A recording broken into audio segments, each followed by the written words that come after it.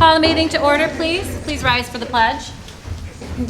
I pledge allegiance to the flag of the United States of America and to the republic for which it stands, one nation, under God, indivisible, with liberty and justice for all.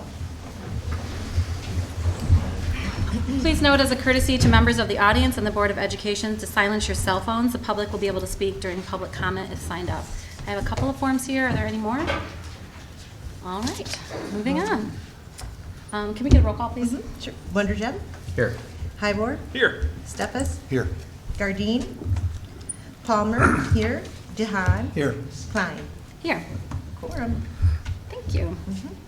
Can I get a motion to approve the agenda? So moved. Support. All in favor? Yes. Yes. Opposed? Great. Tonight we have our board member reports agenda. We'll start with Joe. Just been able to make it to a few middle school track meets, and to watch the interaction between the kids and the coaches is fantastic. So I'm just really proud of all of them, especially the coaches. And today is, if you don't know, it's National Police Officer Memorial Day, 15th of May. Sorry if I stole your thunder. No, please share.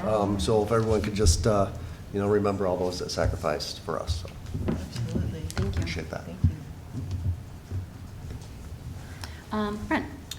All right. Well, it seems like forever ago, but going to Shrek was pretty awesome. It's amazing the talent of our staff and students and the facilities that we have. I've heard that from several parents, just the comparison of our production versus what they see at other schools. I mean, I haven't gone to other schools, but other parents have commented how much ours is just leaps and bounds above other schools. So that's, congratulations to them. And then going to the academic awards assembly, that was pretty awesome to see all the cool things that the kids do there. And then for me, just getting to the end of the school year here and seeing the seniors, like in lacrosse and baseball, the ones that I started coaching when they're that big, another group of kids that are getting to the end is kind of bittersweet. It's cool to see them play, but sad to see them go. Yeah, for sure. That's all I've got. Thank you. Bob. No report. Thank you.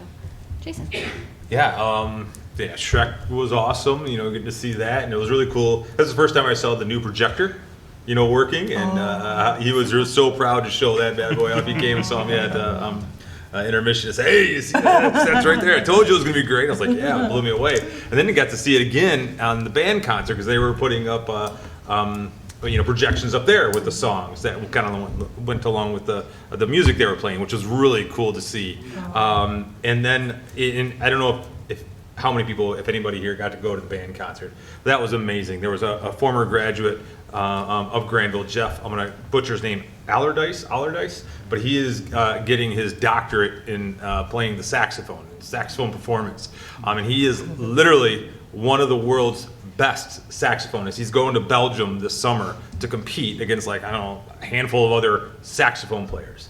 And he performed along with the band, and it was just phenomenal. I've never heard anything like that. So that was really cool to see, and a really good treat for the kids to, everyone always says our performances are great, right? And it's fun as a parent to see them go from, 6th grade up to 7th grade, 8th grade, how they continue to progress. But then, we see our top band, and then all of a sudden someone at that level. I mean, somebody said to me, "Oh, that's a different level." I'm like, "Yeah, it's about 4 or 5 more levels." I mean, it was amazing to see. Now, is he from Grandville? But he's a Grandville grad. I was just gonna say, it was so cool to see. Wow. We so many times we fixate on athletes and those types of things, but to see kids that are excelling in other extracurriculars is really kind of cool to see, especially here in the area. So anyway, that was really fun to see. Been all over the state, it feels like, probably with Brent, going to lacrosse games, right? To Midland, to everywhere else, right? So I had those going around, and then the chocolate walk. That was a really cool event too. And again, the band performed, and we had a bunch of students doing a bunch of different types of performances there. So that was really kind of neat to see, and everyone involved there. Then the senior awards night was a great night as well. So yeah, so lots of stuff going on. I'm sad because I got to go out of town here tomorrow and for the next couple, 3-4 days. But so I'll miss a couple of the next senior events that are going on. But yeah, it's good stuff. A lot of good stuff here at the end of the year. Thank you. I went to Shrek as well and just loved it. Donkey was just great. I don't know. I was wondering, how are they going to play a donkey? I kind of was wondering, because I'd seen the movie, and he just did such a great job. as well as all the other actors, and of course backstage and all that. It was quite the performance. So glad I got in. It sold out. Yeah, Tickets. really cool. I just want to remind you that it's Mental Health Awareness Month, and this Saturday is the Stomp Out Stigma Walk downtown at GVSU, starting at the Seward Street parking lot at 8 a.m. Rain or shine, and that benefits the Mental Health Foundation and the Be Nice program. And I know it's always such a great event. Walking down by the river is usually pretty if it's not raining, but I've been to both times. And Grandville has usually some band members there playing drums and percussion and things like that for the walkers. So I'm anticipating they might be there Saturday as well. So, Fantastic. Thanks for letting us know about that. Been to a few different things. Track meets, caught some at the end here. They were really cold this year. Finally got in at one. Wasn't too bad. It's great to be out there and see the students. I always love the sports where they're really focused on their personal best and then coming together as a team. So it's fun to see. Also was at the band concerts this spring, and in addition to the young man working on his doctorate, there were a few solos and duets of our own students that were beyond phenomenal. There was 2 flute players, Oh, yeah. and like goosebumps the whole time. And it was such a long piece and such poise to stand in front of their peers, and they probably played 5,000 notes in 10 minutes and just gave the performance of a lifetime. So just impressive across the board. It was fun seeing the projector because it really set the mood for the different songs that they had, and seeing all the fun things with the seniors and watching them come around to their final moments, but especially at the spring awards. And I sat there and, was a little nostalgic because I had a senior last year, and we have more coming up. We always have more, it seems, in our family coming up. But just thinking about, the full cycle of what they become and what I'm seeing him become, and it's all really due to a combination of things: a great community, businesses and community members who support us in many different ways, through time, through their funds, through their participation, all those great things, but especially for our staff. And last week was Teacher Appreciation Week, and I just want to give notice on that. It's just not just Teacher Appreciation Week, it's staff. It's everyone who touches the lives of these students and gives something to them every day. I really noticed that at the spring assembly for the seniors, because you weren't seeing handshakes, you were seeing hugs. And you were hearing people not talk just about their academic accolades, but their lives, and starting from a personal point, things that they have overcome, and great achievements that they've had individually, personally, and perseverance. There was just so much more there than they got good grades, and the teachers know that, and so do all the other staff members who are involved with those students. So thank you deeply from the Board of Education to all the staff members, our parapros, our bus drivers, our executive assistants, everybody. I can keep on going and going. Yeah, our superintendents, administrators, everybody has a hand in it. We really appreciate you, and you do so much. I do want to mention, I've mentioned a few times, I just love our cooperation with our programs at Kent ISD, including KCTC. And I've mentioned several times in open meetings, I have a son who has had some challenges, and because he's highly intelligent, but on the spectrum, and so he's trying to figure out his place in this world. And he went to those programs this year, and between the amazing AP courses that he's taking here and the amazing programs that they've had out there, was offered an internship at an aeronautics engineering firm as a junior in high school. Full-time, $18 an hour as a high school student at 16 years old. That would have never happened without the great program we have here in combination with the great programming we have there. And I can tell you 6 years ago, we didn't have that feeling of hope. And it's really been this place that has turned that around for him. So thank you guys. So really important. And then to Police Officer Memorial Day, thank you for mentioning that. I didn't know it. My family's, many of them are police officers, and my son actually received, the one who graduated last year, received his badge today from Military Police Academy. So I can tell him that when he shows up at home tomorrow before he goes to Cuba to serve. So he'll be in Guantanamo. So thank you for mentioning that. It's a matter deep to all of our hearts. We really appreciate our resource officers here and all of the ones who have served in our community and have gone beyond service with their own lives. So thank you. Thanks. Thanks for all those things that you mentioned tonight. What a great summary. We have a wonderful group of people here with us, but before we introduce them, I would just like to thank our parents, the community, for the passing of our operational mill, because a lot of the things that you mentioned, that funding helps with a lot of those things. So just thank you so much. We live in a tremendous community, a tremendously supportive community. So thank you for that. And also staff appreciation. Again, we have the greatest staff. I just, every day, I'm just so amazed by the wonderful things that they do, the stories, and just the things you observe. I was at the Amazing Shake today at West Elementary, which was just, it was just incredible. So kudos to them. All right, without further ado, we have an amazing award-winning elementary. I can't say enough about this elementary. They are just so fabulous. Central Elementary is with us tonight, and Mr. Gelmy, their wonderful principal, is here. And Mr. Gelmy, we're going to turn things over to you, sir. All right, awesome. Thank you, guys. So we have a lot of students. I brought in 9 kids today from Central. Awesome. So, guys, I'm going to bring you up in a little bit, so just sit tight for a second. But I am going to snag. All right, Heather, where do I find this bad boy? Oh, I think I found her. I got you. I got you.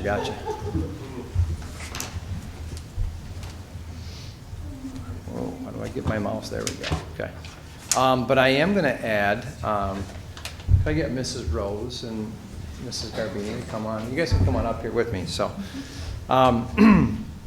so something that we started this year at Central is our Links Club. We kind of got that ball rolling about February or so, February, March. And these wonderful ladies here are really responsible for it. So I want to take a moment to just say thank you to you guys for doing an awesome job of getting up and running. And then I want to kind of go through what we do with our Links Club. So I'm going to talk about it for a little bit. And then, guys, I'm going to ask you guys questions at the end. And then you guys can come on up here and share. And I know I told you we weren't going to speak in a microphone, but I didn't realize that was right up there. So. No, I'm sorry. But you'll do great. I know it. So I just want to kind of talk a little bit about them. I'm going to go through a few slides, and I'm going to ask Danette Rose and Shelby Garbini to share. Danette is our ASD teacher in our building. She's new to us this year over at Grandville, came to us from Grand Rapids, so appreciate having Danette. And Shelby has been in our program for a while as our speech path and does a fantastic job with all of our kids. So I'll give them the stage because they know a lot more about this than I do probably. So. But we kind of talked about why we wanted to have this in our building in initial conversations we had with Shelby and some other folks and Christy and so on. We talked about wanting to provide a building culture that supports students and people with learning differences who want to do the following things. They want to do everything all their peers can do in school. They want to have friends and people to play with. Those kids want to do well and be successful in school, and they want to be liked and feel success. That's one component to why we have Links. I would say the other extremely important component for me is that we want our kids to lead and be part of building our positive culture and our welcoming environment at Central. So it's our program to support some of our students, but you guys are doing some great things for people, and you're going to take that with you in the real world, and that's some really powerful stuff too, and I think that's what makes our building so great. So I'm super, super grateful for you guys being part of that. So that's really the two big components is why we do it, right? It's so important we know the why. And we kind of define, like, what is a link? A link is a friend, it's a model, it's someone that a friend can count on, and it's someone who is a good listener. And you guys heard these, our kiddos heard these, and we kind of, Shelby and Danette went around the classrooms and did some recruiting in the building to say, who wants to be part of this? And they put this all in their PowerPoint and said, hey, here's what we do. If you want to do it, here's how you can participate. This is a program we also run at our middle school currently at Grandville and the high school, so we're just now, dropping it down to that elementary level. So, and this is my last slide, and then I'm going to let you guys run the show, okay? So who is a link and how do we get links? So our students are our links. They're linked with other students to form that chain link. As I mentioned, they presented this to our 3rd through 6th grade classrooms about what our Links Club is. And then when they found that they have interest, we put out some parent permission slips for both the students that support and the target student.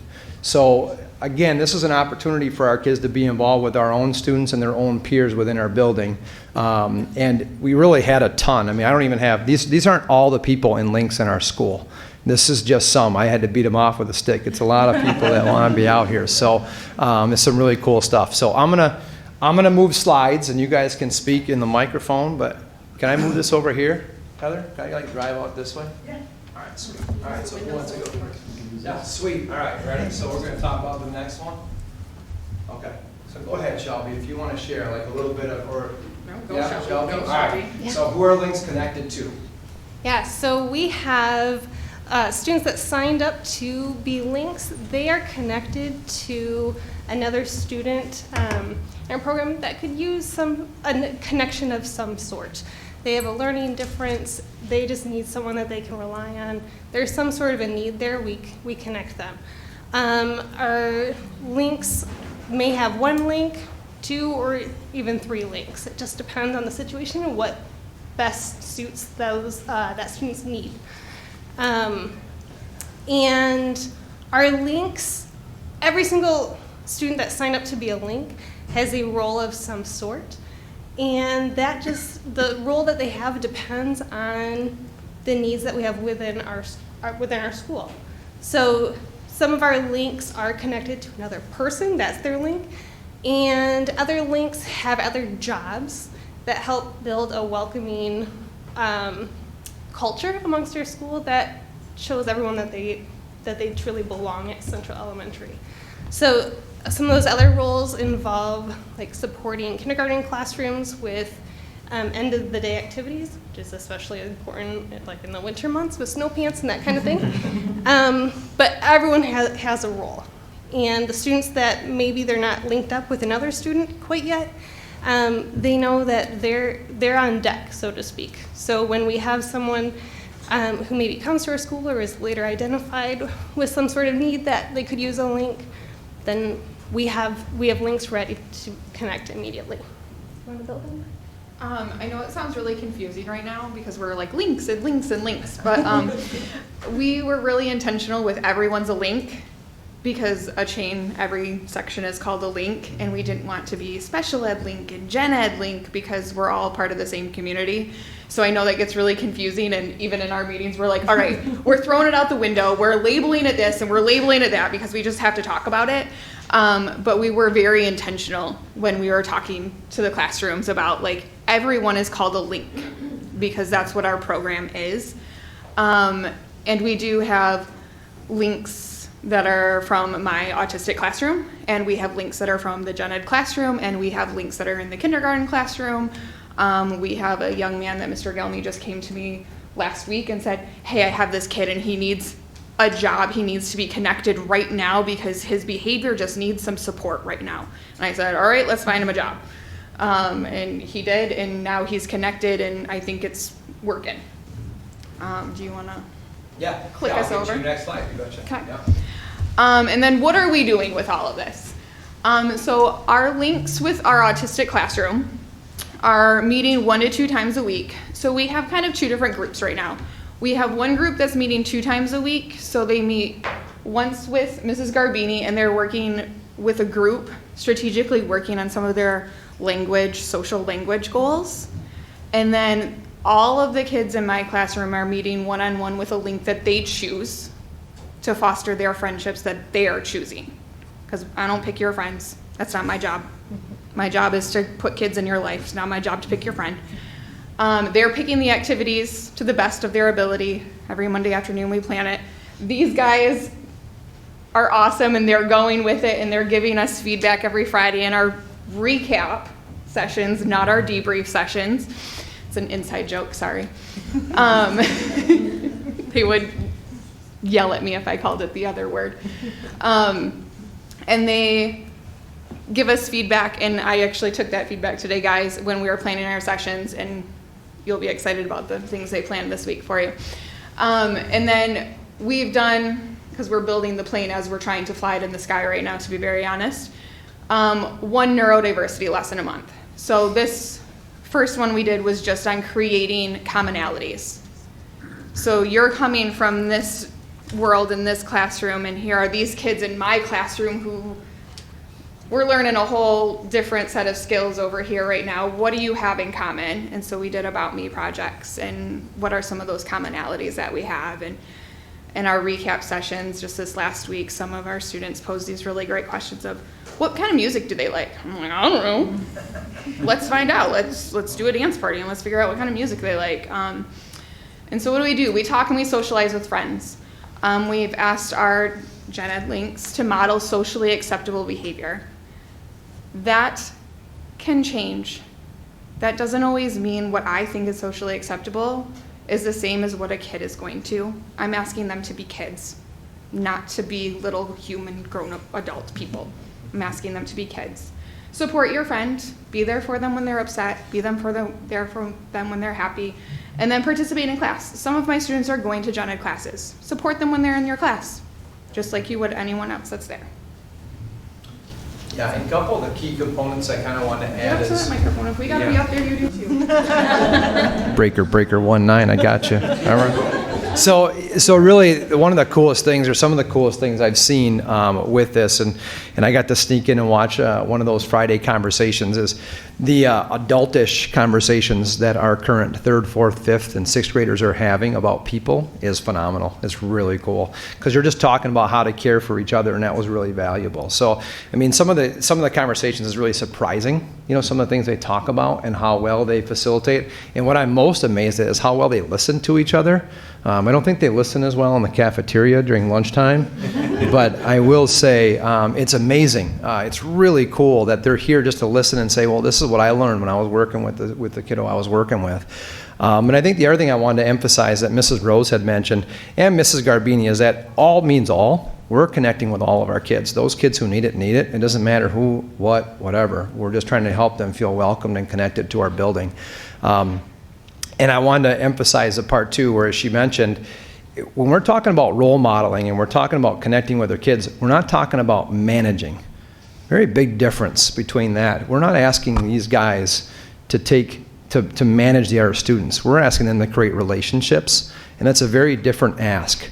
We're not asking them to be a one-on-one or, hey, you do this for them. It really is a genuine connection that these kids are working on. And I've been really proud of the work these guys did is phenomenal. It's really, because they're doing this above and beyond their day. Like, this is not like a class, you know. Mrs. Rose actually has some support in her room so she can leave and do this during the school day, and it's really amazing. Same with Mrs. Garbini. She's picking up all the pieces from her caseload, so they've done a phenomenal job with that. So I really appreciate that. So any questions thus far? I'm going to bring our kiddos up because they're going to talk a little bit about what this is to them and what they think about it. But does anybody have any questions? I just had a quick question. You said that this is used in the middle school as well, the links, and at the high school? Okay. Yep. So It's this actually a is the middle school first- class. It's an actual class, okay. So this is Yeah. the first elementary school that is doing this model, would you say? Yeah, that I'm pretty sure we are. Pretty Yeah, much? yeah. Okay, thanks. Yeah, yes. She was saying. Go ahead. So I've done smaller versions before. So they've been like lunch punches and things that smaller groups where I connected students on my caseload with other students in the building so that they had peer support. But this is different because it's a whole club for the entire school. Excellent. Thank you. Yeah, good question. Anybody else? All right, you ready, kids? Ready to shine? I know you're nervous. All right, come on right up here. Come on right up here. And just line up this way, right across here, guys, and you guys can face up there, okay? Oh, that's good right there. Yeah, line up right here. That's perfect.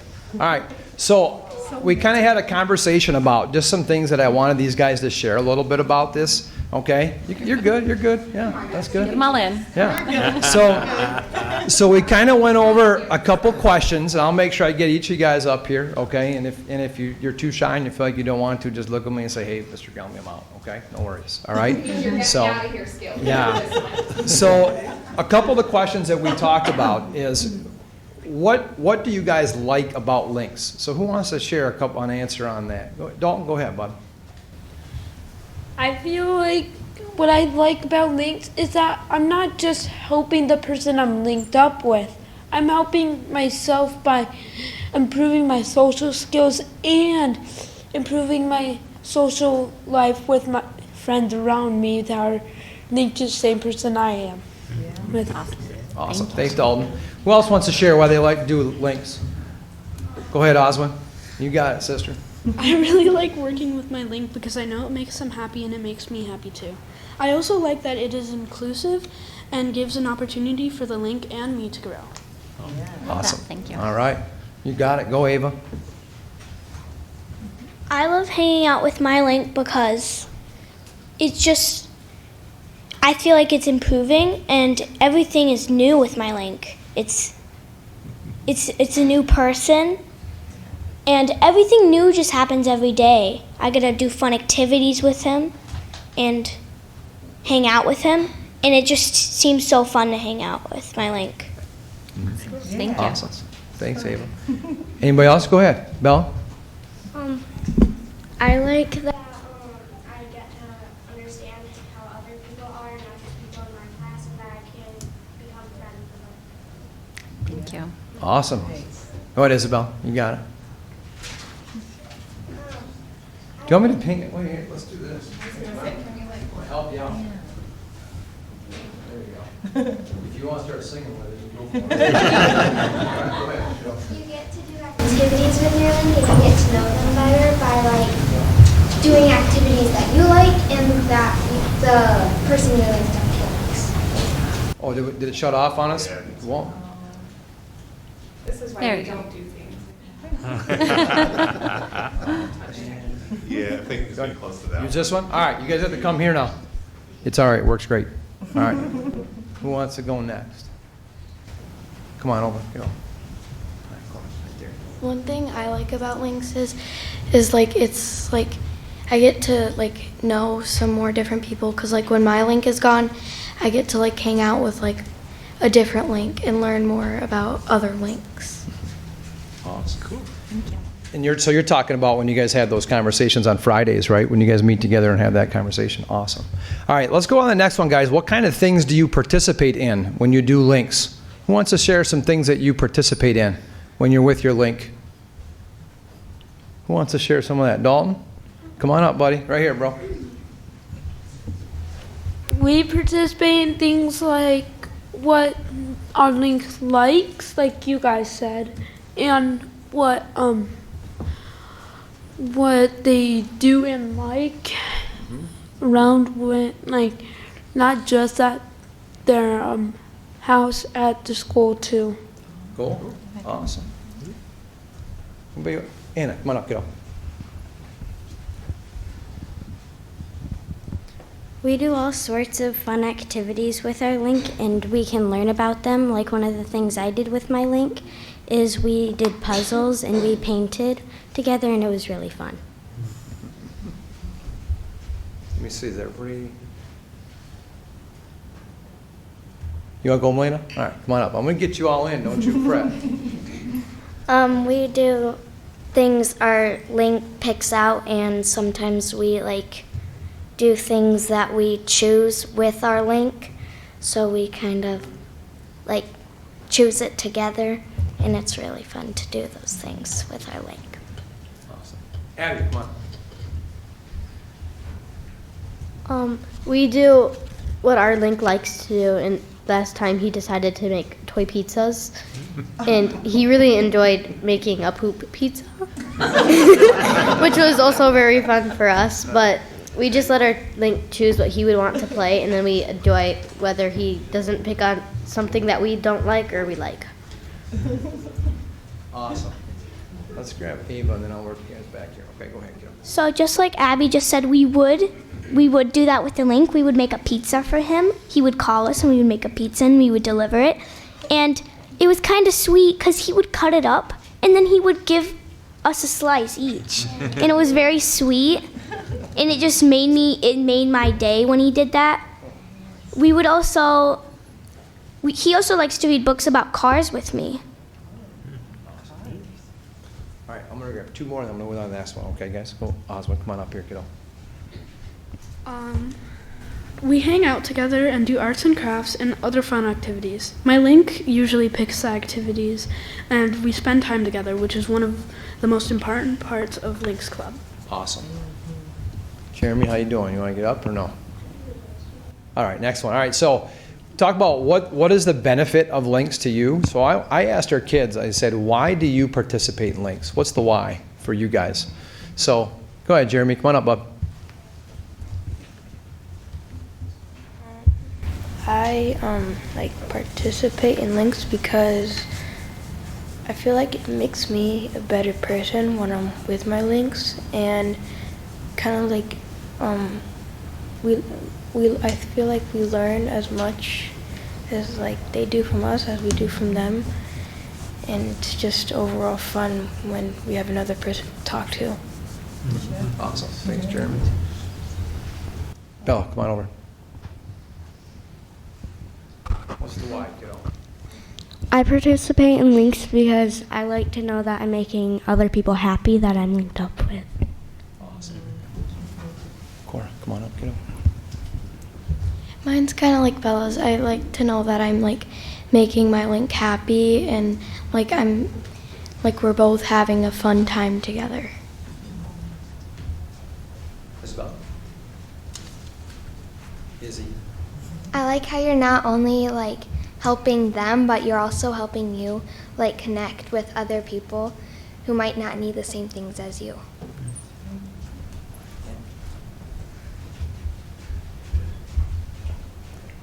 It helps me understand that everybody is different, but different is a good thing. Also, it helps me help people feel more comfortable in a new space.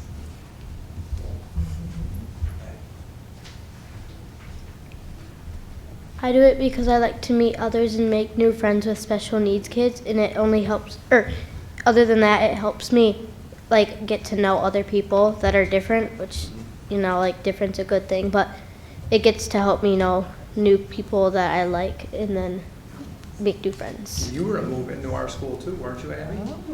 So it's really nice to have someone that connects with those folks, isn't it? Yeah. Awesome. I already knew the kids in the ASU room because my mom works in there.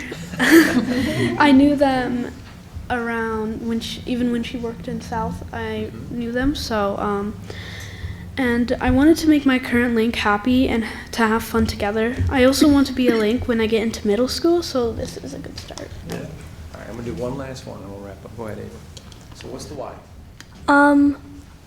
So every recess I would hang out with my link. Right now he is my link. And when Links Club popped up, I'm like, well, if I sign up, I get to spend more time with my link and get to learn more about him. And that was like excellent experience. I already knew a lot about him, but we could learn so much more. And I just love hanging out with my link. Yeah. So thank you guys for sharing all that. I really appreciate it.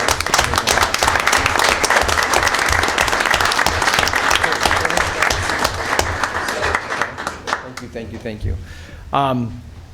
So yeah, ultimately, I hope you got a good scope. I know that was a lot of conversation from some of our kids, but they did an awesome job.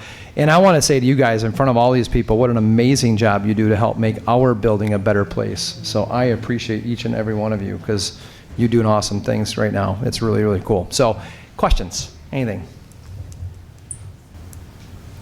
I'd just like to say thank you so much, staff, kids, amazing job, and wow. There's no wonder that Central is such an amazing place to grow and to learn. So thank you for sharing. I'd like to just say I think the skills that you're learning and sharing with others will take you far into this world. If we could treat everyone nicely and with respect, as you're doing now, I think that would take us a long way in our world. So great job. I hope it spreads to more elementaries, and certainly keep going forward at middle school and high school, because it gets harder, I think, for kids as they get older too. It's hard to fit it in too. Yeah, so thank you for all you've done. It's very important. Thank you so much for all of your work and students. Yeah. Thank you so much for being the change the world needs to see. Thank you.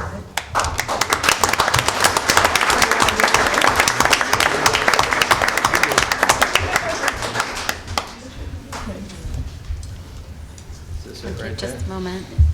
Yes, thank you.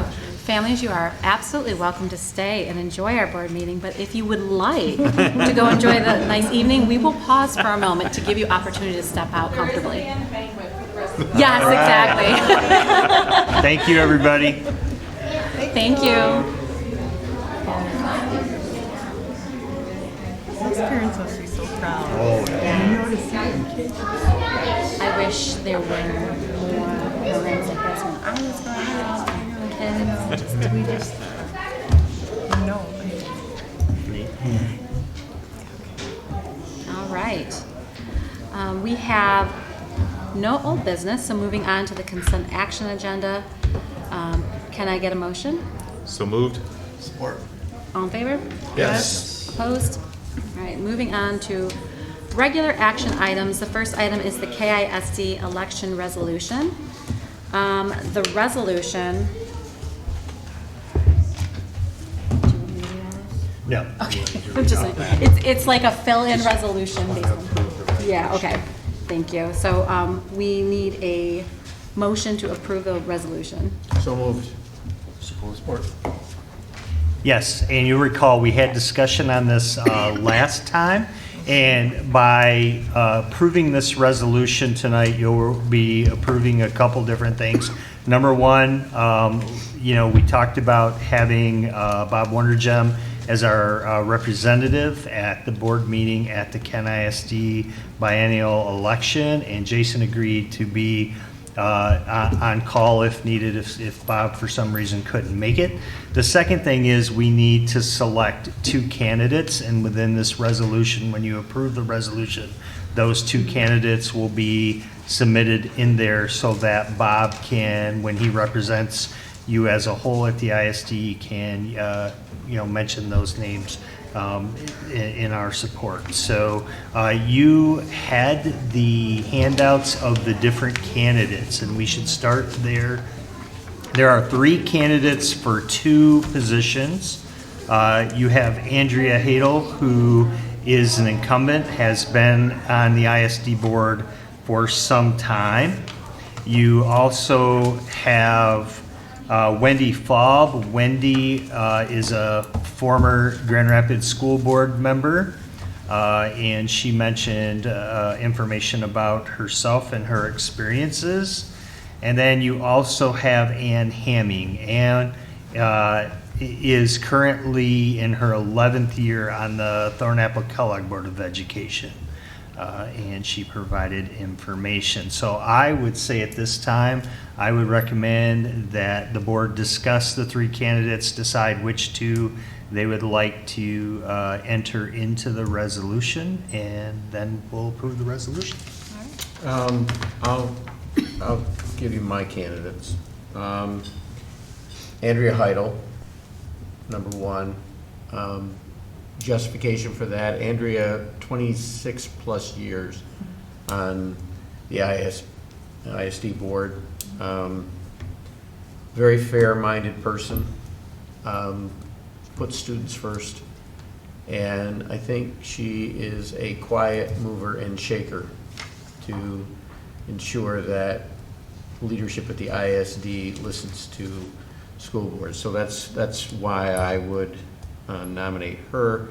And then the other position of the 3, Ann Hemming out of Middleville. She is a very active board member. So she's an existing school board member that has done a great deal within the ISD and at the state level, and she still has time to be on the school board. And for her to put her hat in the ring, it just speaks volumes to me.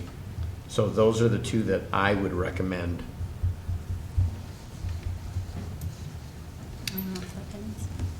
Do we know, is there any way to tell what the makeup of the rest of the board is right now?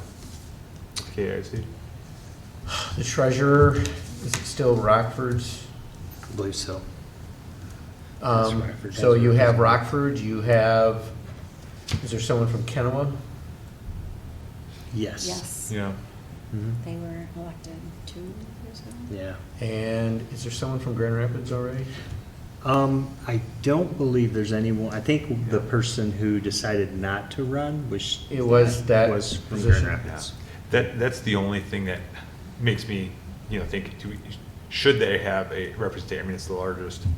Grand right? Rapids Public? Yeah, Grand Rapids Public, and that's, I'm with you. I think, you know, all three of them seem to be really good candidates.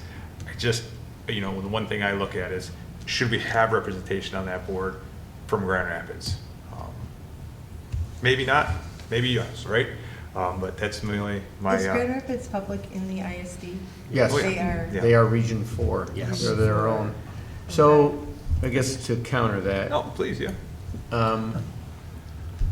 Grand Rapids Public being, at one point, they are no longer the largest school district, but they are the center point of the district, or for Kent County. There's a lot of independent contracting services that go on still, now that they moved special ed back to the county. I think just getting the pulse of who I believe is one of the, I'm just going for the best candidates. I'm not trying to fill a geographic spot. I'm trying to fill what I think is probably to make a good board. That's my sole perspective here. And I'd rather have someone who is, so, Ann Fell, she's no longer a board member. Wendy? Is it I Wendy? think it's Wendy. Yeah. Wendy, yeah, Wendy Feld. Fell, yeah. But she's no longer a board member from that perspective. And I know Andrea's only the ISD, but she's been there for She knows. decades and she knows everything. But, so that's really my contention, and I like the fact that it's Middleville from the southern part of the county. So, and she's very active, but, you know, we're here to debate it. I think that's a fair point to make, for sure. Looking just at their backgrounds and their participation, I steer more towards Andrea and Ann. Ann, I know Andrea, I feel like is an obvious selection. She's been there for a long time, and has a lot of history, and I like that aspect, especially because I know there's a lot of things that are changing too at the ISD, and it's good to see where we've been and where we're going and those kind of things. So that I feel like the bigger question might be the second seat. And I like that she's an active participant in the Kent School Board Association, and that she's very active in a current board and educating that. And I don't have any qualms at all with Wendy either. Yeah. I think we would end up in a good situation either way, but I do understand that is a good point. I think that JRPS will be represented in our community no matter what, because they're the heart of our populace. But that is a good point. I just, you know, she's tied in, Anna is right, she's tied in. Whether she's on the board or not is not gonna determine whether she's tied in, right? So I'm more of an advocate of how do we get more people under the 10, right? As opposed to continuing to narrow it with the people that are already tied in, right? So that would just be mine. I really don't have a dog in the race. I think they're all good candidates. I don't think we can go wrong. I know. But I think the wider we can make it, the more people we can get involved, the better. And she's already involved, right, at the state. You know, even in a lot of things in the Kent intermediate school, right, she talked about going to DC already for the KISB. So I think the more people we can get involved, we get a better view of it. So, but like I said, that's my only view of it. I don't think we can go wrong any way we go. I really don't. My perspective is, I mean, Andrea's kind of a given just from everybody's recommendation on how active she's been, and then between the two other candidates, I mean, I lean towards the Ann from the Middleville over the other candidate, for the reasons that you've said, but. I'm in the same boat. I agree. I think Andrea and Ann is our second selection. I definitely support Andrea. I worked with her on different things, and she's just very knowledgeable. And I think the other two, Ann seemed, only because of the involvement, but I hear what you're saying, Yeah, Jason. very It good kind of point. makes me step back a minute, like, well, yeah. How do you get more people involved if the same people are always involved? Right. You know, Well, it feels like, looking at their backgrounds and the letters they sent us, they're both very involved, no matter what we You're decide here. They're not going to stop pushing into their community and speaking and being active. voices for their community, so this isn't a stopper for either of them, clearly from their resumes on continuing to be active.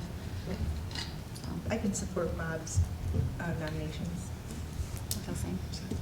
You good? Yeah. Good. All right, so our resolution would be to send Bob and Jason and vote for Andrea Heidel and Ann Hamming. Agreed? Okay. All in favor? Yes. Opposed? All right. That item is complete. Moving on, our next item is approval of the superintendent evaluation and contract. It is recommended the Board of Education approve the 2022-2023 performance evaluation of Superintendent Roger Barup and approve his contract extension through June 30th, 2050. So move. I tried. Sorry, 2026. I already moved it. Support. Not sure you're gonna want me in 2050. He wants to renegotiate now. Through June 30th, 2026. Can I get a motion? We are. All right, sorry, I didn't hear, we were Support. laughing, thank Yeah, you. yeah. All right, cool, great. To move, support. All right, we're good. Yeah. Right? Good. Any more conversation? Thanks for what you do. Thank you. We love what you do. You do a great job. I appreciate it. This is very blessed to be a part of this community and to have, have you guys here as team members. Yeah, there's no other place I'd rather be, so. Another 7. At least. At least. It's truly our pleasure. I didn't laugh as much as the 2050. I know you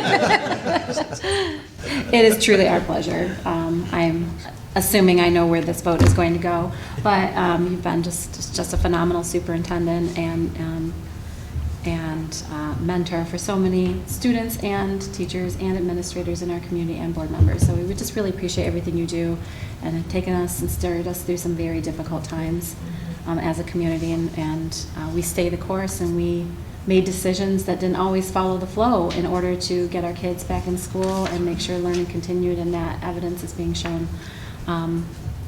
in perpetuity. So we just really appreciate that. And I have to say, this weekend I was talking to a friend who does superintendent searches, and the first thing out of his mouth was, "You guys are so lucky." Oh, So really? it is widely known. Thank you very much. So that being said, anyone else have a comment? All right, all in favor? Yes. Yes. Opposed? Thank you. Next item for business is the KISD 2023-2024 proposed budget resolution. It is the very large pile of papers you have here. It is recommended the Board of Education approve the attached resolution expressing support for the Kent Intermediate School District's 2023-2024 general fund budget. Can I get a motion? To move? Support. And this is a requirement. They send it out to us for review in each district. The general fund is the key piece, but they are transparent about the other pieces. And I'll turn it over to our business expert, Heather.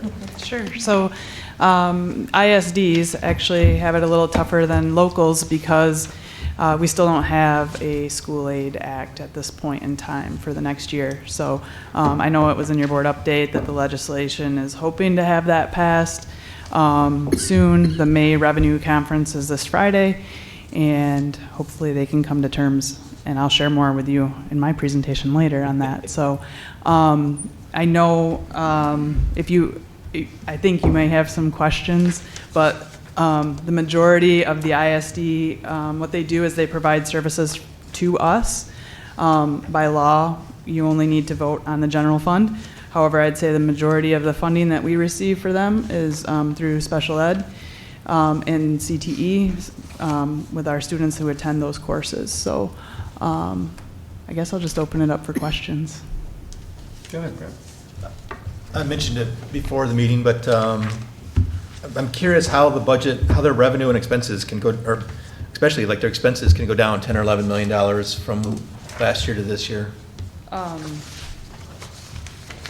Yeah, so on page 33, I don't know what just happened there. I guess I need to reconnect. But if you go to page 33 in the middle, that top section is their total revenues and expenses for the general fund. And as Brent mentioned, In 22-23, they're looking at 74 million in revenue and down to 63 million. But if you drop down to that middle section, so that's about a $9 million dip. There's the grant, they break out the grant-funded budget versus the non-grant funded budget. So grant-funded budgets are not going to have an impact to their bottom line because it's money in, money out. So it's a net zero.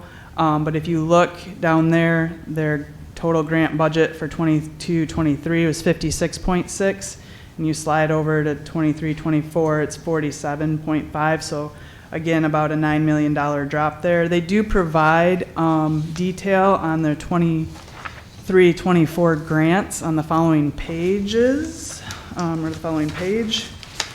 But I would have to get a breakdown from them of what that grant fund detail was from last year, because they don't have a comparison. It's just what the 47 million is made up of for 23-24. But in general, we wouldn't expect to get any less service from them than what we have? No, and really, if you look at the general fund services, that's not where they provide a lot of their service to us.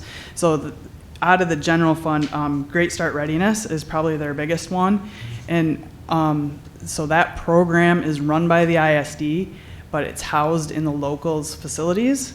And we open for a number of slots. This year, we opened for 96 slots, and literally the revenue that we get from that program is $23,500. So it used to be, GSRP used to be run by the locals, but then legislatively, they made a change in the state, in the School Aid Act, and so now it's run by the ISDs. So literally, we are renting our facility. I think GSRP might be the dotted line to some of that money, because they received an enormous grant last year. And a friend of mine works for them, and she kept on calling me going, can we spend money at your place? Where can we spend money? We need to spend this money. So they just have, for all sorts of things for their programs. And, when you have grant money, it's use it or lose it. Right. So I'm guessing that might be a good chunk of it, but that's a guess.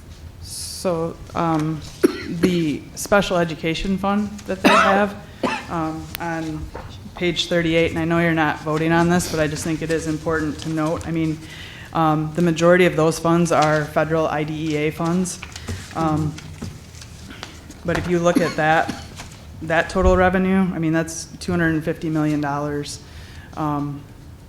that comes in, and then subsequently 259 million they have going out in this coming year. So that is where a lot of the funding comes from for us. And we also have our itinerants. We get a portion back on that because the ISD can, it runs through them, but we get the benefit of that on our special ed, our 4096 report, where we get additional funding for that piece too. So, Heather, do all districts in Kent County utilize that itinerant? yes. Yep. Piece? Great. The only, so then special ed transportation is another piece, and there are some districts that don't utilize deans, but it has to do with how far away they are from the ISD. No, understandable. When we're talking about, so based on the fund is where the fund balance is, and it changes. It's almost like a moving target in some of this stuff. Because in some of it, it's almost at zero, and others it's at 8 million. Do you know what their general philosophy is as to how they try and be good stewards towards that versus, and I'm going to go somewhere else with this, versus effectively standing and not overtaxing the county with all their funds that they get? Because if you also look at the front, they have, and now they've got this investment fund that grew dramatically over the last few years. Do they ever periodically, from a finance perspective, I'm getting to my question, actually look to try and pull back some of that taxation on the populace? So similarly to us, they have a special ed millage and they have a general fund millage that's I think there was a graph in there. Yep. Not That's sure right what at the page it was on, but if you look at it from all of from the ISDs in the state, they're one of the lowest in the general fund. I think in the special ed fund, they were maybe more towards the middle. Yep. But that's going to follow the same type of Headley rollback and tax requirements that we receive on our tax, non-homestead tax levy. So, Yeah, but they don't have non-homestead. correct, but I'm saying it's similar requirements, right? Like because they're capped, and it says in here on page 33, like their revenue growth is limited. Right. So their unrestricted state funding are less than $3 million annually, so a 5% increase would only generate an additional $150,000. So while property values, same thing, have gone up for them, they are still limited in what they can increase by. When they're assessing their fund balance, so I guess I'll ask it in a different way. You answered it. Thank you. When they're assessing their fund balance, and do they bring you in as a partnership to ask what the other districts think that should be? Are you talking special ed fund balance? I'm talking or all of any it? fund balance. So we meet monthly, and we have different budget updates from them throughout, whether it's their general fund or special ed programming, center-based programming. So yes, they do seek input on that because it can have an impact on our bottom line. For instance, if they were to say, hey, we're going to give you extra special ed money, it could impact us from a maintenance of equity standpoint. It could also impact us from the standpoint of what we get in Act 18 revenue, because if we are overfunded from that standpoint, then we have to pay those monies back. And there's a calculation for that that they require all the locals to do each year. So. Okay, one more question. Sure. So for the last several years, I don't even know if it's ever finished, the database they were working on, and they were investing all this money for years and years and years, and there's some dark horse stories in there too. Did that database ever go live? I don't know the That answer was- to that. Is that the WAN? That was the Wide ed area? tech Yes. program. Yeah, we're connected to their wide area network. We've been connected. It was a different It's database. at- It's a wide it was- area, well, I think you're talking about the wide area network that all the districts Connect into? were House connecting their data? into. Yes. But connecting into to share resources and services was one of the main, big things. I thought it was to There's a house data a hub, lot of too. student data. Yeah, well, Yeah. that's up and running because we pull a ton of stuff from Yeah, that. So yes. that. You just don't hear about it anymore. Oh. Just wondering.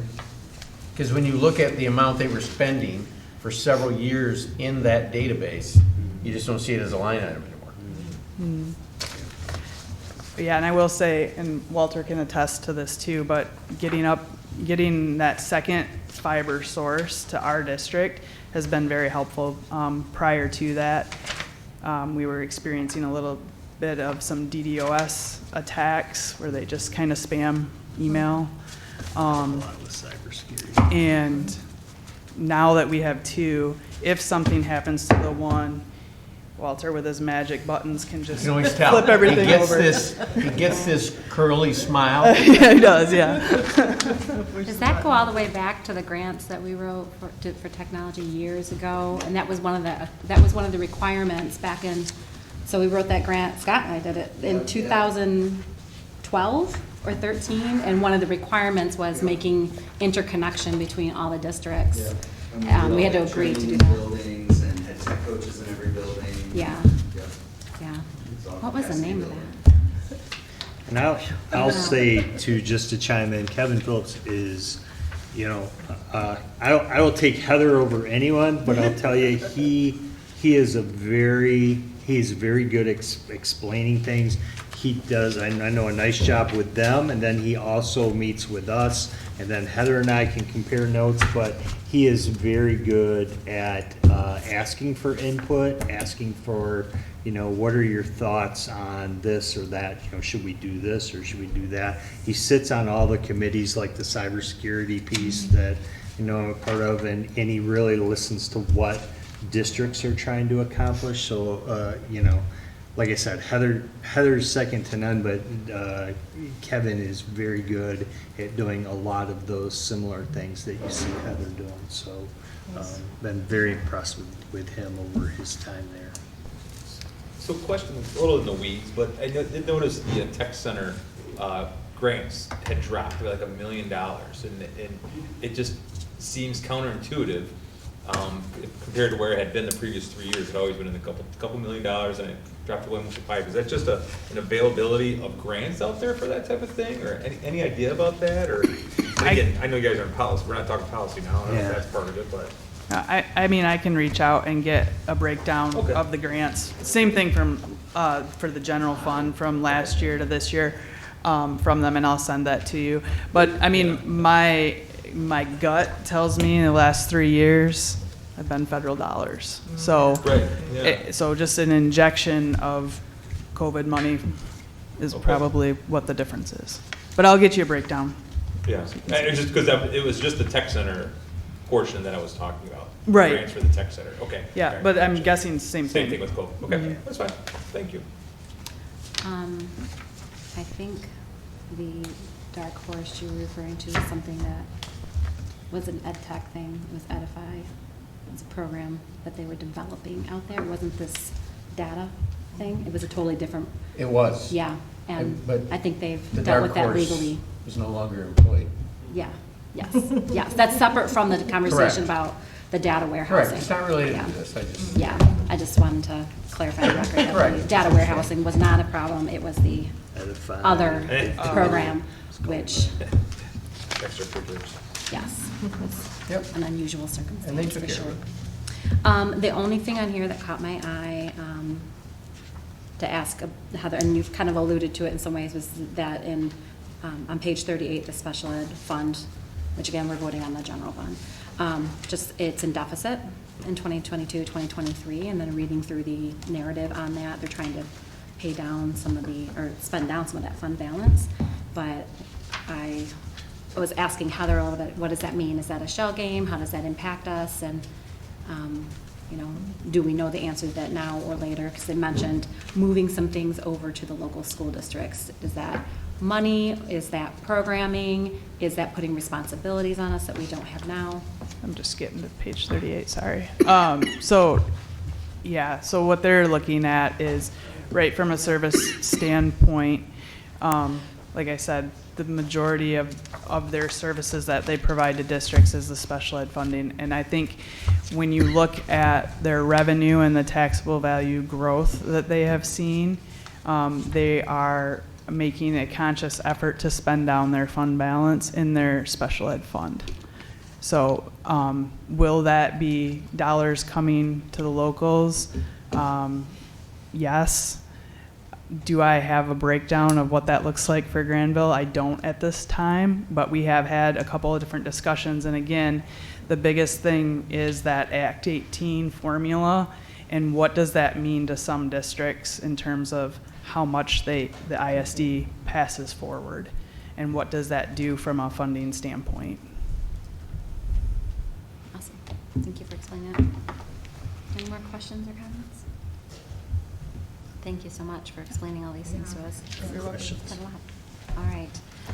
All in favor? Yes. Opposed? Motion carries. Next item, Chromebooks.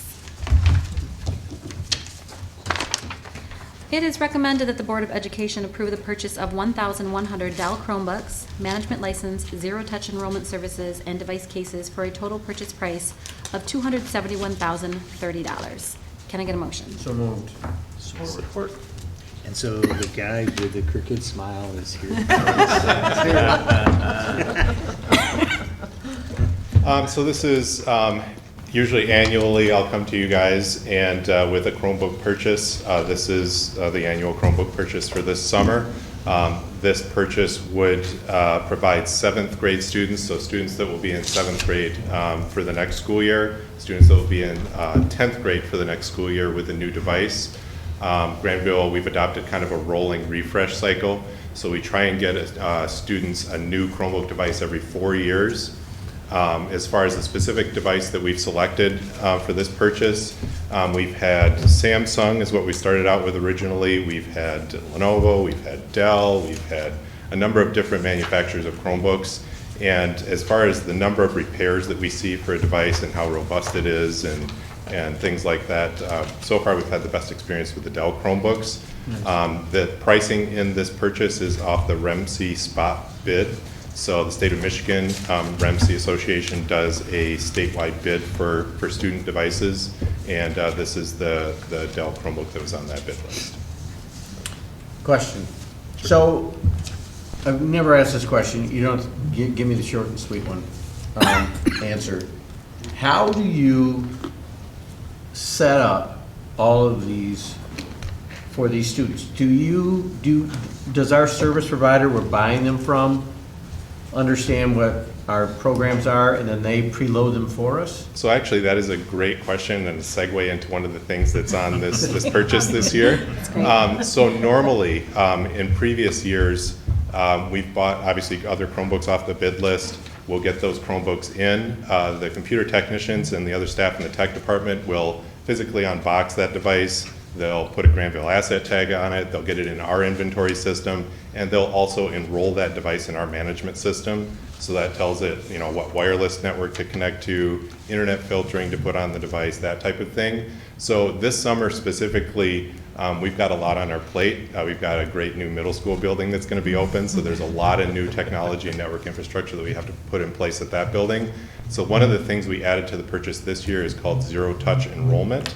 So what that means is when we buy the devices from Dell, Google at the factory will enroll that device for us in our management system. So when we unbox it, we'll still be putting it in Grandville's inventory, but it'll already know about our wireless network, our filtering system, all of that stuff, so we won't have to do that stuff. Oh, very nice. Such a time saver. Very nice. And there's no lead time issues, we'll have them?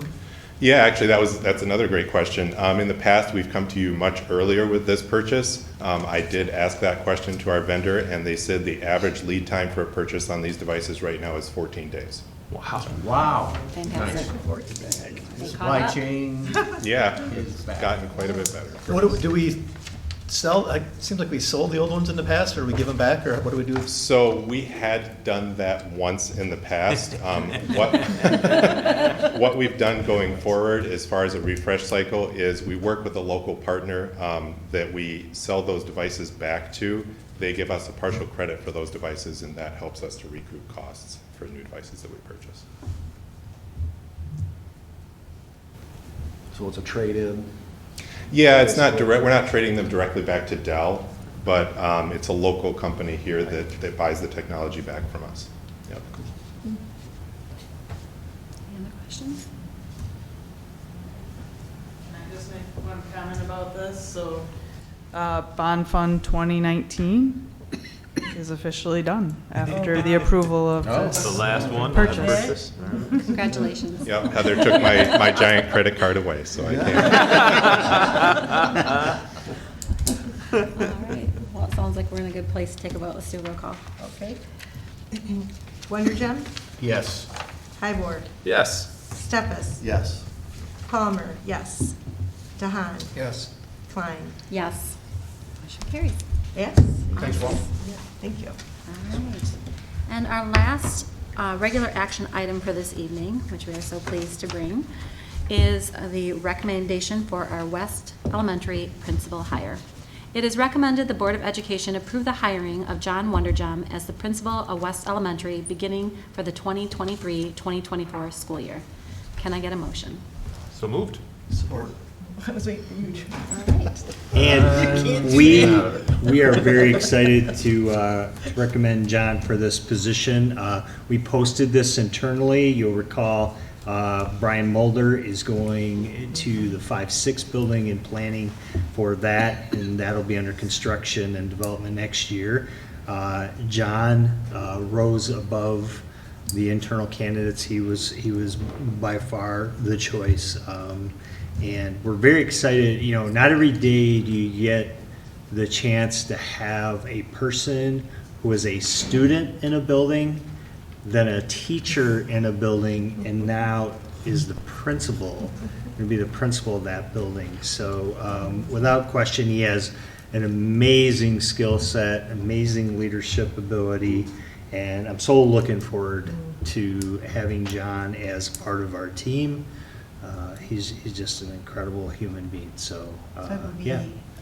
West Wonder Gem Elementary. Yeah, there you Is go. that right? There you go. John, anything you want to say?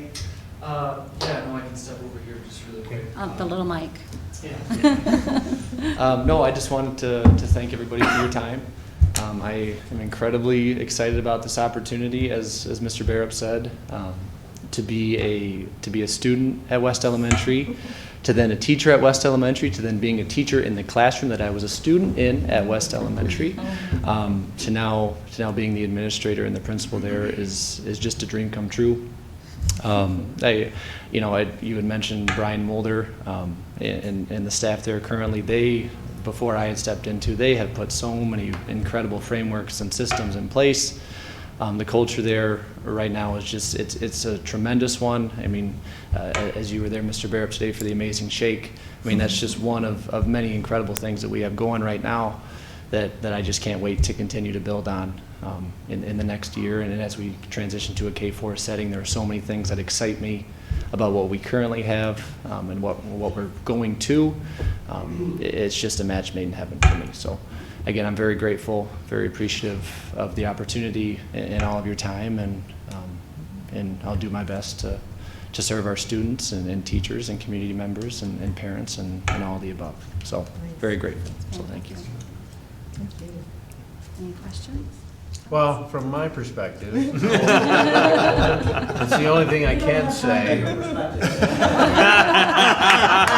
I'll say two things, because I don't think everybody has met my wife.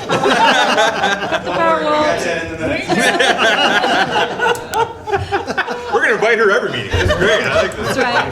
That was good. You should. There's an extra seat up here right now.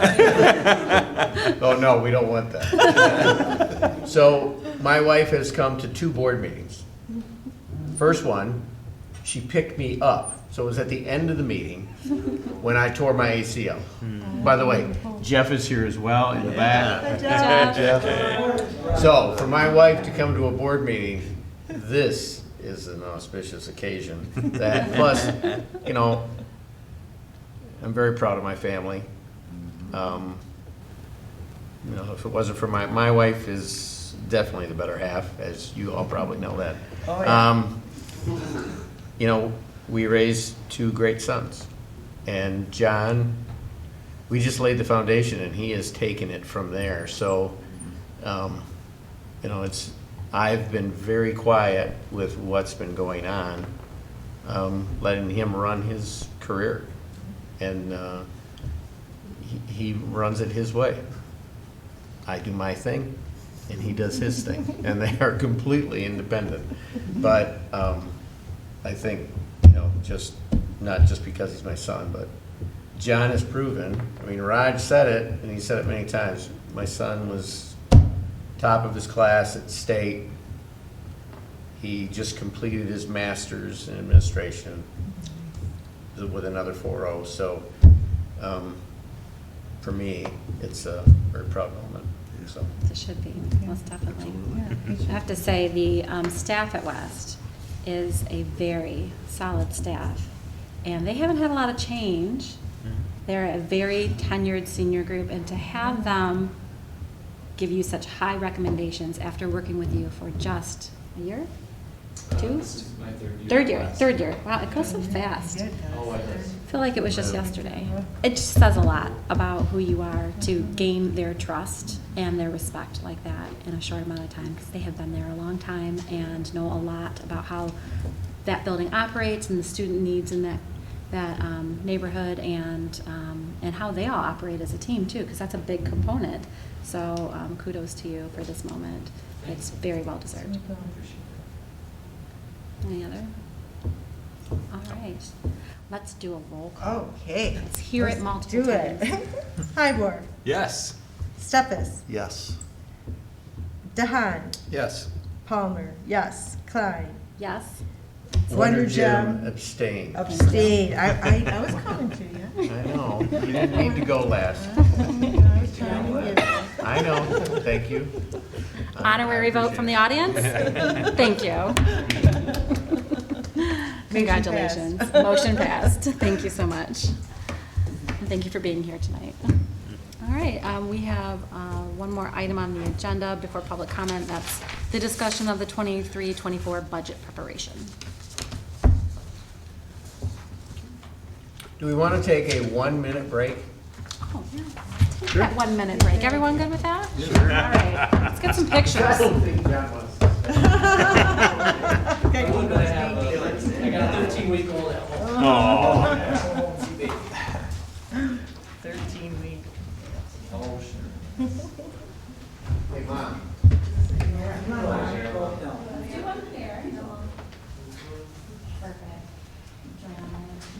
Come on up, Jeff. All right, Dad, come on up. Take a picture. Oh. How about right in you?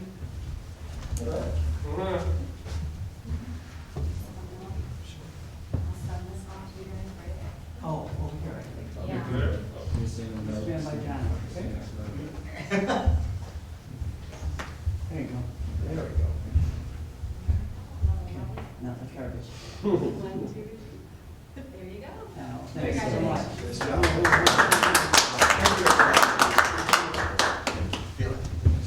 I do. Thank you. Heather was red as can be behind that podium. No, she's not sunburned.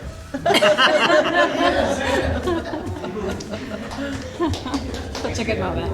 Thanks, John. Good suggestion, thank you. All right. Right.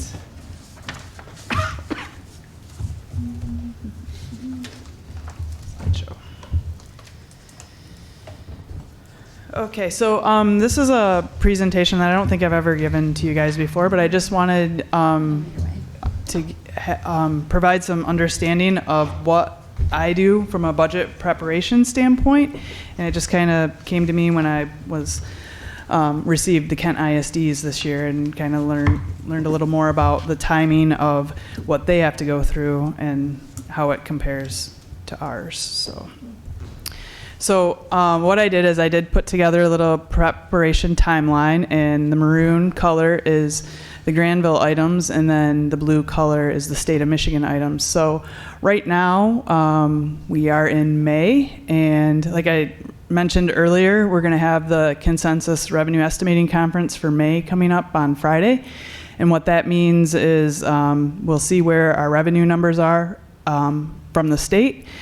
And then there will be the legislation, the committees will be able to dive into the 3 proposals that are out there from the governor, the House, and the Senate.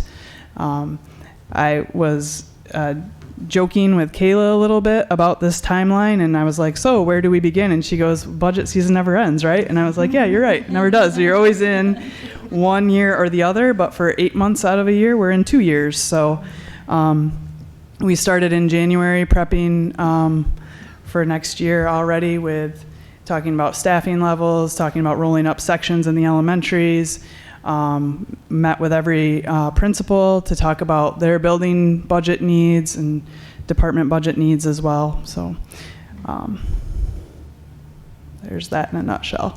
From there, the budget, we start with the 5 big pillars, the top 5: foundation, enrollment, staffing and wages, the state retirement contribution rate, and medical insurance increases. So what we have here is a 10-year history of the foundation allowance. And I included the 3 proposals from the Governor, House Fiscal, and Senate Fiscal. But just a reminder, the foundation allowance is the per pupil funding amount that pays for the bulk of school operations and was created as a part of Proposal A, school finance reforms in 94-95. So I just kind of provided a 10-year snapshot here of where we've been and projection of where we look to go. My plan right now is to utilize the governor's proposed increase, and the reason for that is because it falls right in the middle of the other 2. So historically, over the last probably 4 to 5 years, while they make tweaks to the budget, it's usually the governor's budget that ends up getting approved. So second biggest pillar, enrollment. What I wanted to provide to you was some trend data so you can see statewide pupil count in Michigan and how it has declined since 2017. And then additionally, another slide that shows Kent County birth rates, and that is what we build our enrollment projections on for kindergarten.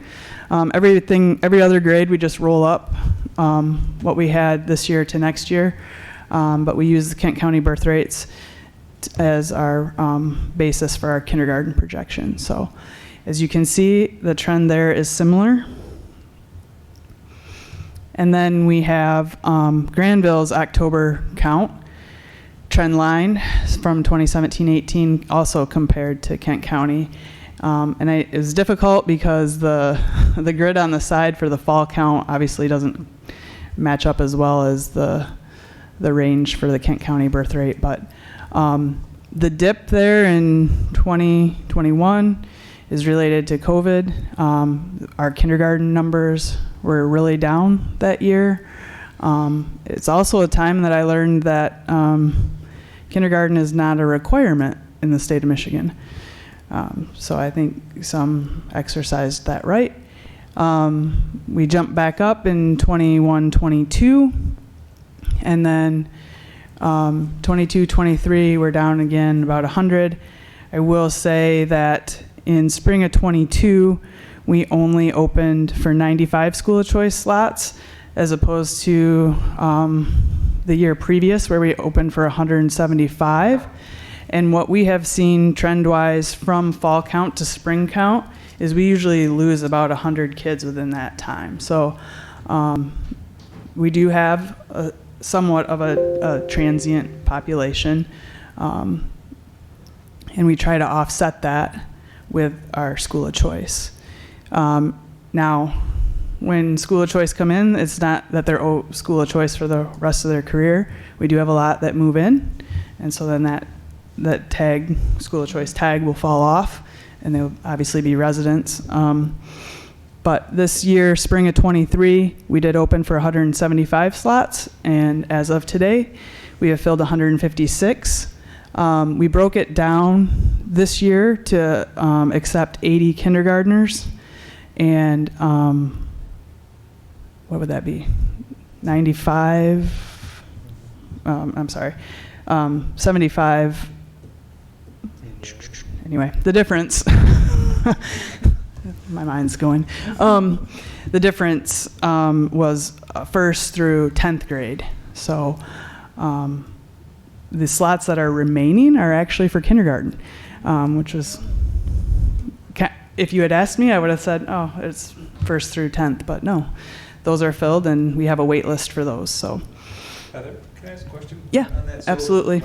So this is, that 5493 or 55, 18, 56, 17, Yeah. that includes any kids that year that moved in through school of choice? Yes. Okay. Yep. So is there, I guess, why did we only open up that many and not the number to get us to 56, 17? So 56, 67? Well, you mean for this spring? Yeah, I'm just Or saying, the 22, 23? I mean, when you look. We in the past, we have housed up to 56, 67 students. Mhm. So why do we not open up that difference? Well, in we try to have a commitment to a lower class size Oh, as, okay. as part of it.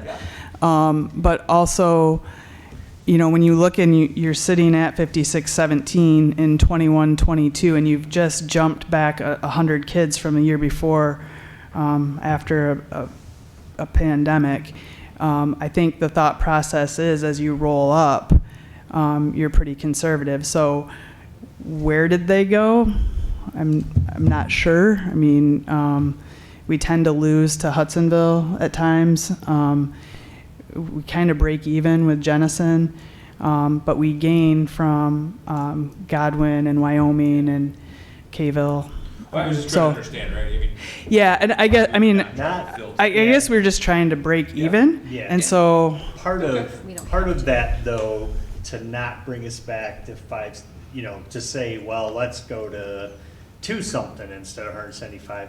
You have developments around here that are unknowns. I mean, if you go, you know, go out here and take a left, you run into a big one that houses are starting to pop up in by Target. You go there, you go variety of places. Those are unknowns. Could we go back to that? We can go back to that. I'm pretty convinced. But, you know, I think we try to keep our school of choice around a specific percentage, and at the same time, if we didn't have developments going in, then you probably could be more sure of what you were going to have. But right now, that's kind of an unknown. So, you know, we're very, as Heather said, we're very conservative about the number that we put on that, because we don't want to be, you know, close to 30% or maybe a little more than 30%. We want to be, you know, in the 11 to 13% range. There are some around us that are very high, and you know, and especially with developments going in, you really want to make sure. And also, like she said, a lot of our schools of choice, and I've never really seen this in a district, will get kids that are school of choice, and I think they're on a list to buy a house in Grandville, and they're just trying to find the right one in the right time, maybe to get an offer that they actually gets accepted. I think happens too, because a lot of our kids tend to come in and actually be living here. So, but yeah, could we go up? We could go up a lot higher, but I think we stay conservative because there's a lot of factors that play in to that, and the housing being one of them. Will you ever be able to get a handle on apartments, or is it really not easy to do? Because you know, again, it that's changes definitely so much. tends to be a transient population typically in a district. I think ours are a little more permanent than most, but it's still a transient situation. I mean, they're not really locked into that. Another thing that's happened a lot right around here, as an example, you're seeing people who, you know, again, their kids have graduated, moved on. They're moving on, whether it's downsizing or doing something different, condos, whatever, and young families are moving in, and that's definitely an unknown as well. I think considering that the birth rates are, I mean, when you look at the differences there, the birth rates continue to go down in our county. Michigan still has lost a significant amount of families over time, and I think there's a little bit of a rebound, but we're all, you know, there's only so many kids when families leave that you're getting, so it's not surprising that people are, you know, that we're down. I'd say typically most places in our county or around us are down a little bit. You know, Hudsonville, West Ottawa, as an example, are anomalies, and probably a little bit of Byron Center because of that M6 corridor with all that housing and land and stuff. Those are probably the anomalies that you see, but other than that, most people are down. you know, over time or for us, it's relatively flat. That's flat for us when you look at how many kids we have. And again, could we have more? We could. I really think we could. But I think we need to be conservative and smart, knowing that we have developments going in and we have houses flipping over, and it's very important that we don't get too many kids and then all of a sudden have all these housing developments explode as well.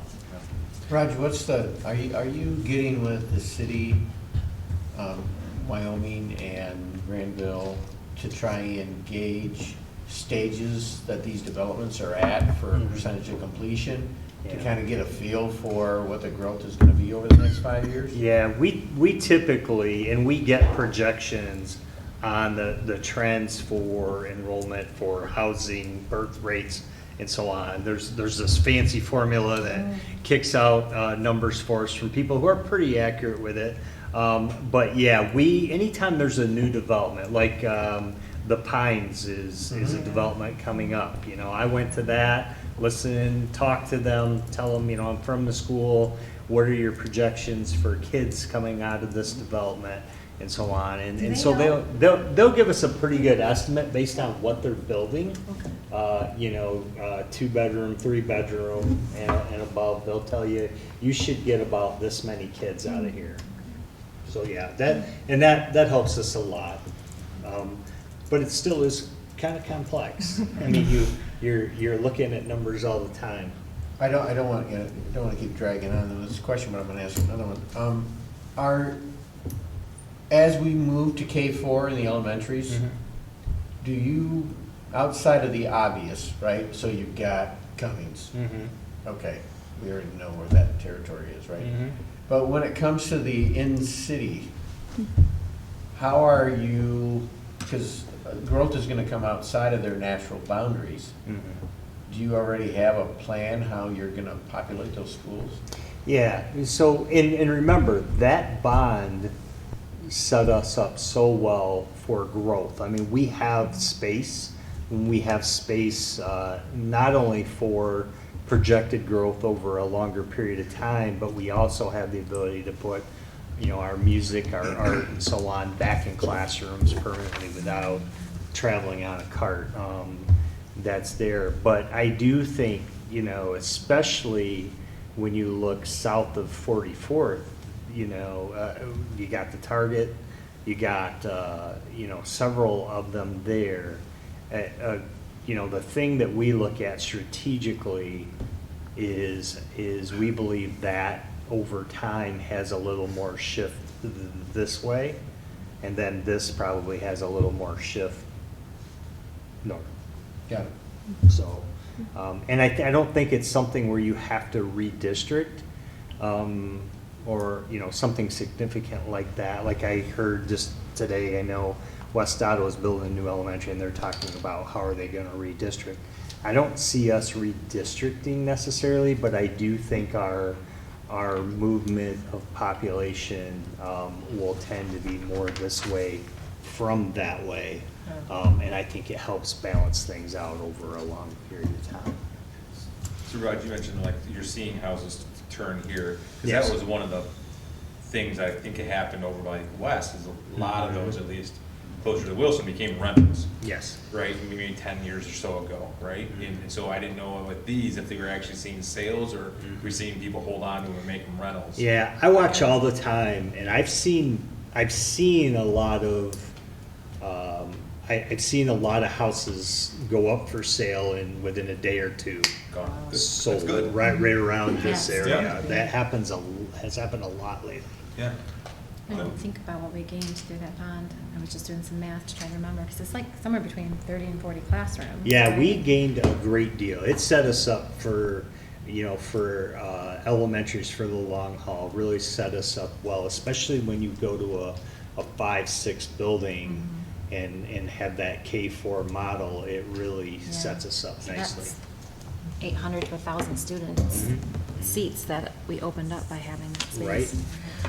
It's- When we accept a student in kindergarten, do we guarantee them they can stay then through 12th? Yeah, so yes, when they're accepted under school of choice, they are a student unless they decide to leave. And then from a sibling perspective, the sibling would need to apply the year that they're eligible for kindergarten.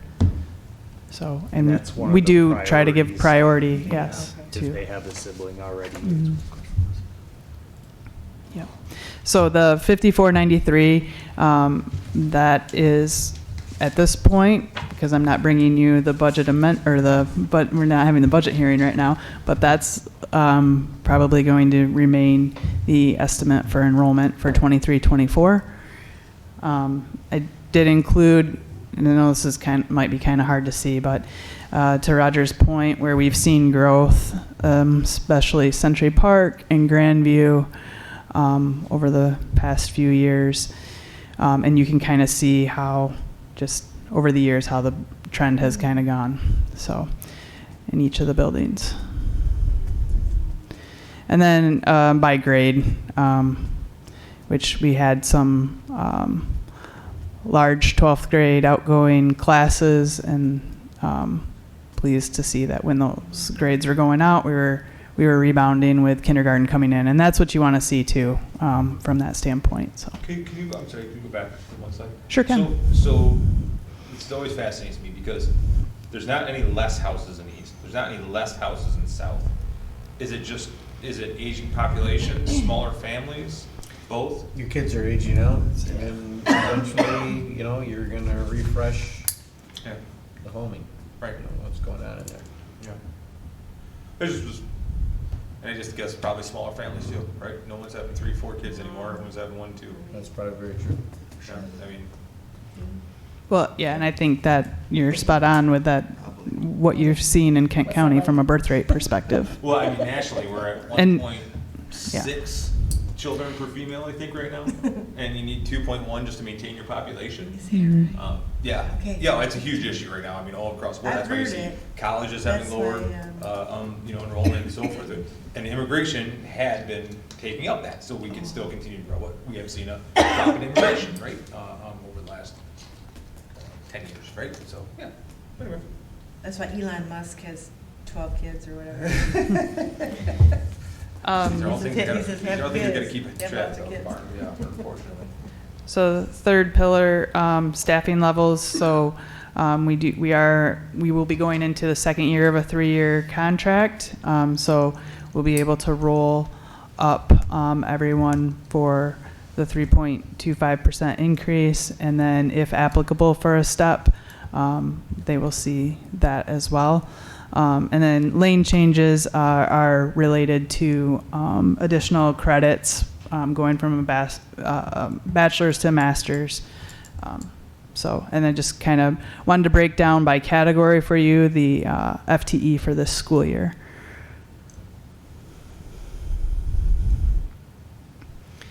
And then the big one, and this is always released at the time of the governor's budget. So when you look at this, and I want to be very clear because there is now a range of retirement, and my next slide coming up will show you the breakdown, and we can all just continue to buy payroll lunch every once in a while and give them Diet Cokes from McDonald's because No, it's Subway. well, that's for me, but like for payroll they want. But as you can see, the rate will jump from the 28.23 to 31.34. And like I said, I do need to be clear. This is just for those that are in basic and MIP. And as we continue, and I know John's not here tonight, but I think he provided some information that probably in the last 5 to 6 years, we've turned over about 40% of our staff. That doesn't mean they're all brand new out of college by any means. They could be coming from other districts. But our office is starting to do more analysis of who's in what plan so we can get more of a weighted average on that. For right now, it just helps me from a conservative standpoint to go with that number. So. What's MIP, Heather? I'm sorry. MIP it's a type of retirement plan. So basic is just a flat percentage. And then MIP, when they hit different tiers, like their first 5,000, they contribute X, and then 15 more, et cetera. Okay. So And that's our contribution. the 31.34 is our contribution, and we need to like clarify, because I think this might be your point too. It is not going into employees' accounts, okay? No. We pay this to the retirement system based on our total payroll, and it goes to fund the system, All right, essentially. and I'm not trying to make this a longer discussion, but it's a good discussion. So, many years ago, under a previous governor, we were gonna potentially move everything to the state retirement system. Is anyone talking about that again? So for police and judges, that was done and allowable. For school employees, under it's not feasible, is what they said. So then we did So we're stuck. They bought down the rate, and that was probably 14, 15, 16. Yep. I know this doesn't go back that far, but it was about 20.96% at that time that they bought it down. And so then you have that unfunded accrued actuarial liability that should be paid off in like 2034 or something like that. So Okay. Should be, he said. it should be, because it just depends on what the legislature does. Like I mean, They're on the state retirement system. We're just spending tomorrow's dollars right now is what we're doing. yeah, and you have, and Roger spoke to the teacher shortage, right? So you have more retirees that are living longer that are Right. supporting the, Just but like Social not as many Security. people paying in. Just like Social Security. Yeah. Same thing. So this is a slide that I just like to show you so that, again, you can know how much work payroll does, because they put in a ton of time on this. And the new, for anybody brand new to schools, you default to a defined contribution plan, and then you have 90 days to make your election if you wanted to go into the pension plan. So the difference between what a defined contribution is very similar to a 401k. It's called a 403b or a 457, but there's no pension component with that. There is a health care component with that, but not a pension. So, Do most people pick a certain one? it really depends. I mean, it really depends. I mean, All across the board. yeah, I'm probably a little biased, because I would go with the DC, because I feel like I'm in control maybe more than a pension. And plus, with a defined contribution, you can pass that on generationally. Something happens to me, can go to my husband or my kids. With a pension, you can pass it on, but kind of a one and done. Yeah. Is there a hybrid model that is offered or not? That is, I mean, not really. It's kind of one or the other. Okay. Still, you can get a pension with a healthcare component, or a defined contribution with a healthcare component. Okay. Thanks. And then the last one is the medical insurance increases. So we do have that cap number for 2024. Those are released April 1 annually. So we're looking at a 4.1% increase. That is the employer cost. And this is just medical. I should state that. And two, when you look on the other side, we don't have plan increases yet from Mesa or the pool. And these are just comparing the high deductible plans for family. So it's your essentially your HSA plans, your health savings account plans. And then I guess too, when you kind of look at that, we've seen just kind of similar increases across the board. And I know that for the reason for the 7% on the pool side has to do with the amount of members that shifted back to Mesa from the pool. So that year, the district got the average. They do like a weighted calculation, and the district got the average increase that year. So, do employees contribute at all towards premiums? Yep, they contribute the difference. So like they can. So if Mesa's premium is 23,000, and in 2023 the family cap is 20,000, so they would contribute the difference on that. On ancillary coverages, so dental, vision, life, LTD, the district picks up that amount.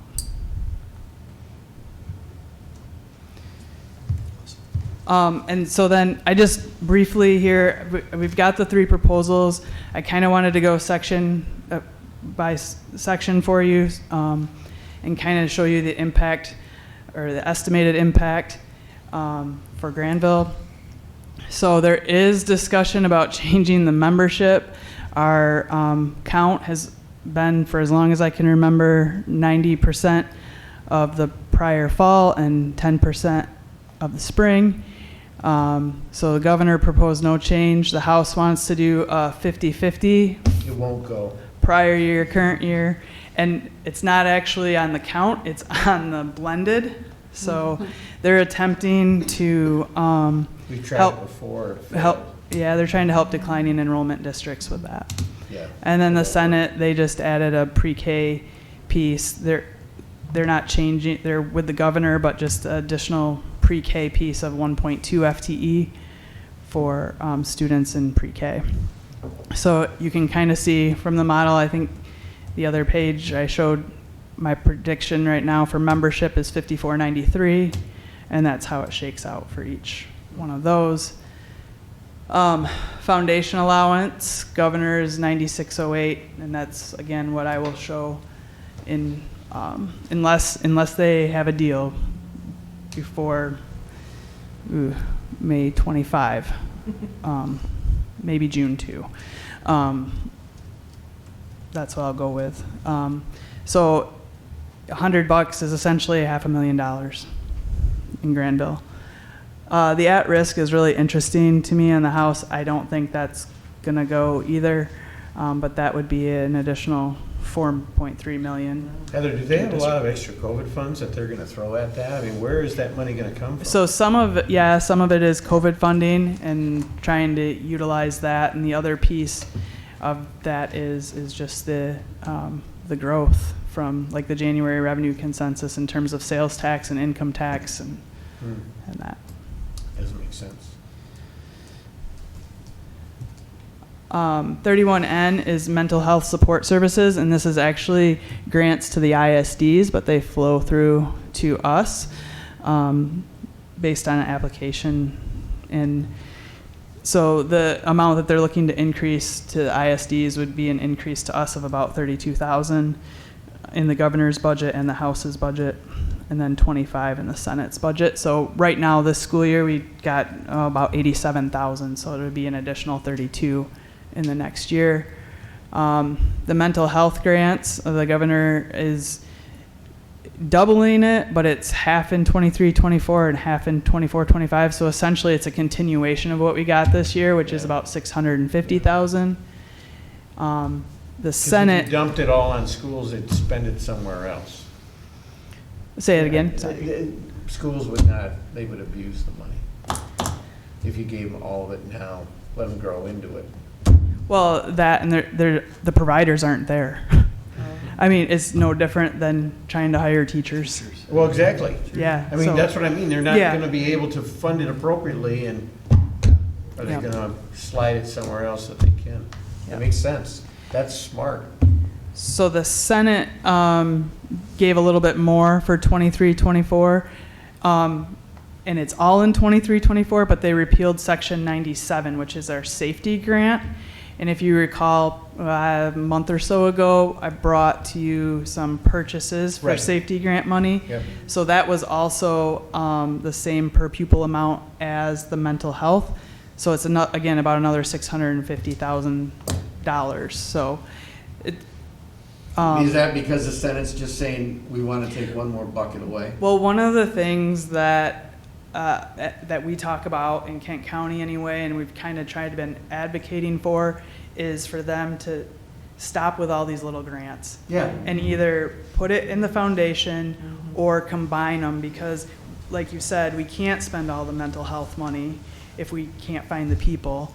And, you know, personally, I would have kind of wished it would go maybe the other way, but I think what they're saying is mental health and security, just put it all together in one. And it makes sense. Let the schools decide how to spend their money.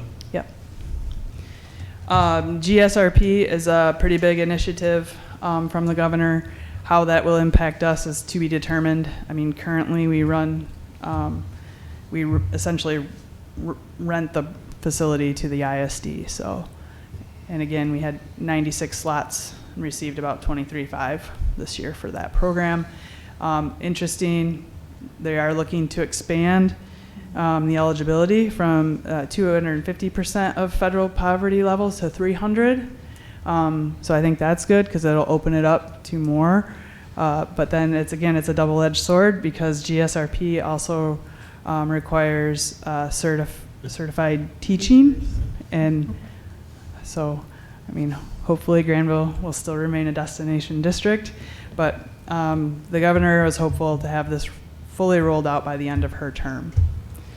Maybe if they paid them more, they would find more people to work. Well, so that's always been part of the hard, that's a hard part too, right? Like, because GSRP, you can, yes, pay more. And sometimes that goes against your daycare providers where they're not paid as much, but they're providing very similar service, right? Okay. Yeah.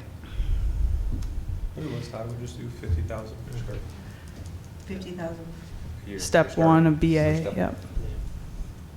They have an interesting scale though. Yeah. Very interesting scale. So again, the retirement rate, you know, it's an 11.1% increase on our payroll costs, which I showed earlier will also increase. This 147A is dependent on payroll costs. And when I say it's dependent on payroll costs, it's aggregate in the state. So we can get a ballpark, but this year, through our state aid, we're receiving about 1.1 million in that. And that's basically to kind of help offset that retirement contribution rate increase. When do you get payment on that? Is that a monthly payment? It is. So it's through the state aid, and so we get 11 payments of that. Okay. And then 147B, they're adding to the reserve fund. So you can see there the governor's proposed $925 million. And basically, I don't know why this is different, but if you add them up, it's the same amount, but the Senate just had to write it differently. So indirect to us, because it's going to ultimately, it could be used to pay down the rate at a later time. But for right now, it's just earning interest. And then the last two under the retirement are Section 147C with the rate cap, which is that UAAL, that's that in and out that artificially increases our revenue and artificially increases our expenditures by the same amount. So, and while there's a $0 impact, because essentially it's like a grant, it does require work out of our office to complete entries in payroll and on the general ledger. And then, so I would call that an unfunded mandate, Yeah. but whatever.